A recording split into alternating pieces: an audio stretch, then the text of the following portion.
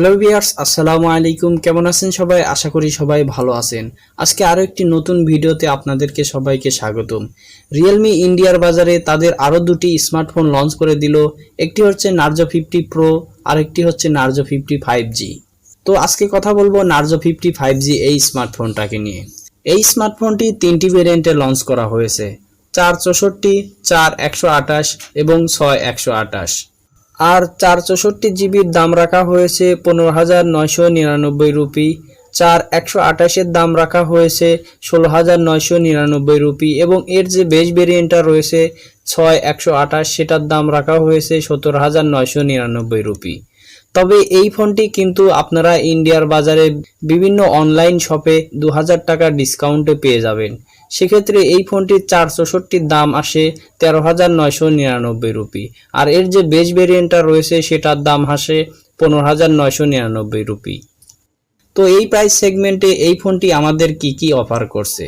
এই ফোনটিতে রয়েছে MediaTek Dimensity 810 একটি 5G SoC, আরও থাকছে 48 মেগাপিক্সেলের এর মেইন ক্যামেরা এবং 33 ওয়াটের ফাস্ট চার্জিং সিস্টেম।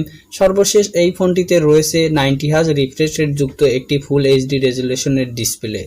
তো সব মিলিয়ে এই ফোনটি কেমন হবে, তাছাড়াও বাংলাদেশের বাজারে এই ফোনটি কবে আসবে এবং আসলেও তার দাম কত হতে পারে, সকল বিষয় নিয়ে কথা বলবো আজকের এই ভিডিওতে।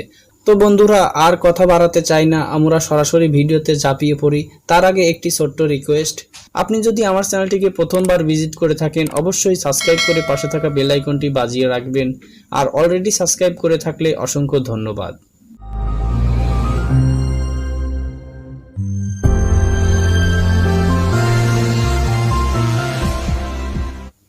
আমরা যদি প্রথমেই এই ফোনটির বিল কোয়ালিটি নিয়ে কথা বলি, এই ফোনটির বিল কোয়ালিটি খুবই দুর্দান্ত করা হয়েছে, যে কারোই প্রথম দেখাতেই ভালো লেগে যাবে। ইদানিং দেখবেন সকল স্মার্টফোন কোম্পানি তাদের স্মার্টফোনগুলোকে খুব গুড লুকিং এবং স্টাইলিশ করে বাজারে লঞ্চ করছে, তেমনটি করছে Narzo 50 এই স্মার্টফোনটাকে। এই ফোনটির বক্সি ডিজাইন এবং এর পেছন সাইডের ম্যাট ফিনিশ যে কারোর মনেই জায়গা করে নেবে।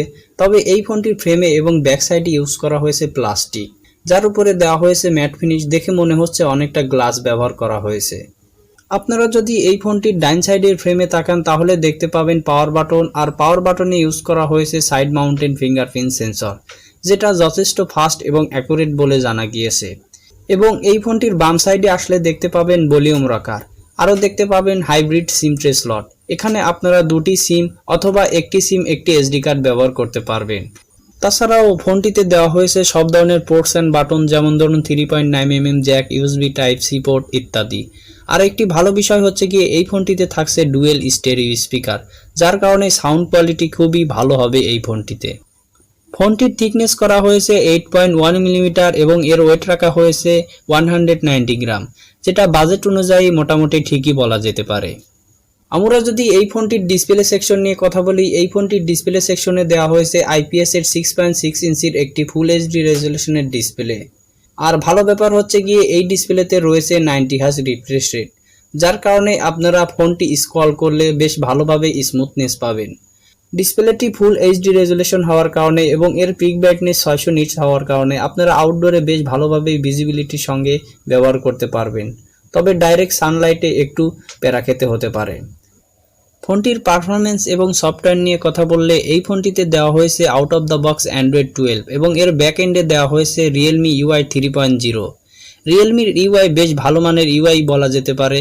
আর এই ফোনটির প্রসেসর সেকশনে দেওয়া হয়েছে MediaTek Dimensity 810, যেটা 6 ন্যানোমিটারের আর্কিটেকচারে তৈরি করা অক্টাকোর প্রসেসর। এই প্রসেসরটি জিপিইউ হিসেবে ব্যবহার করা হয়েছে Mali G57 MC2। তো জিপিইউটা বেশ ভালো মানেরই বলা যেতে পারে বাজেট অনুযায়ী। এই প্রসেসরটা ইউজ করা হয়েছিল Redmi Note 11 সিরিজের 5G স্মার্টফোনগুলোতে। তো সেক্ষেত্রে এই প্রসেসরটা কিন্তু বেশ ভালোই বাজেট অনুযায়ী। আপনারা এই ফোনটি দ্বারা অনায়াসে ডেইলি লাইফের কাজগুলো করে নিতে পারবেন। তাছাড়াও আপনারা বিভিন্ন ধরনের হাই গ্রাফিক্সের গেমগুলো মিডিয়াম সেটিংসে রেখে খেলতে পারবেন। পাবজি আপনারা এইচডি গ্রাফিক্সে রেখে হাই সেটিংসে খেলতে পারবেন, সেক্ষেত্রে কোনো ফ্রেম ড্রপ বা ল্যাগের ইস্যু দেখা পাবেন না। এবং ফ্রি ফায়ারের কথা বলতে গেলে বেশ পানির মতো স্মুথের সাথে খেলতে পারবেন। তো এই তো গেল প্রসেসর সেকশন নিয়ে। এবার কথা বলবো এই ফোনটির ক্যামেরা সেকশন নিয়ে। ফোনটির রিয়ার সাইডে ব্যবহার করা হয়েছে দুটি ক্যামেরা, যার মেইন ক্যামেরা 48 মেগাপিক্সেল আরও থাকছে 2 মেগাপিক্সেলের ডেপ ক্যামেরা। এখানে একটি কথা বলা যেতে পারে, 2 মেগাপিক্সেলের ডেপ ক্যামেরার পরিবর্তে তারা যদি আল্ট্রা ওয়াইড ক্যামেরাটা ব্যবহার করতো তাহলে কিন্তু আরও সুন্দর হতো এই ফোনটির ক্যামেরা সেকশনে।